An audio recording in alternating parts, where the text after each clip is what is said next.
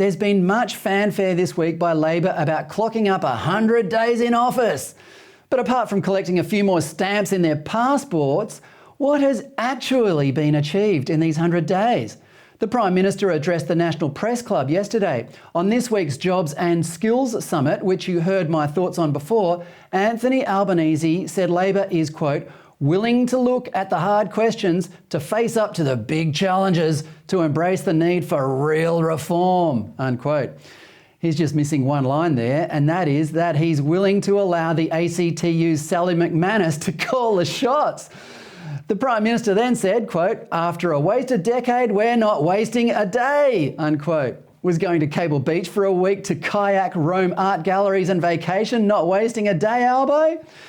Of course it is not. It is hard to find real commentary on what Labor's first 100 days entailed. We've got a huge push for an Indigenous voice to Parliament where no details of this proposed third chamber have been released, despite it being a big-ticket item for the Labor government. Indeed, one must ask oneself the question, is Albanese willing to hang his leadership on this referendum like David Cameron did with Brexit?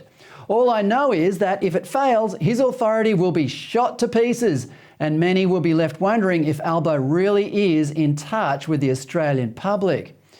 Then after this, we've had the idiocy from our new Energy and Climate Change Minister, the smug Chris Bowen. He's the gift that keeps on giving. Offshore windmills, ignorant statements about the so-called climate emergency, and now this ill-informed campaign for electric vehicles. Make no mistake, this fuel emissions standards push is essentially a stealth carbon tax. Bowen wants Australia to comply with European emissions standards. That is, a maximum of 95 grams of carbon dioxide per kilometre driven by passenger motor vehicles. Most of Australia's most popular current vehicles have emissions in excess of 200 grams per kilometre. A lot of those drivers are tradies too. Traditional Labor voters, or they used to be. So here we go. Labor will strip you of choice, channel their inner socialist and dictate to Australians what car you're allowed to drive. And in the meantime, it'll push up the prices of affordable cars. It makes you wonder, is Chris Bowen actively trying to increase the cost of living for those living in his Western Sydney electorate? Or is he too busy trying to appease those living in Wallara or Balmain and other teal electorates? The other thing we've had for the past 100 days is a constant bashing up of the Morrison government.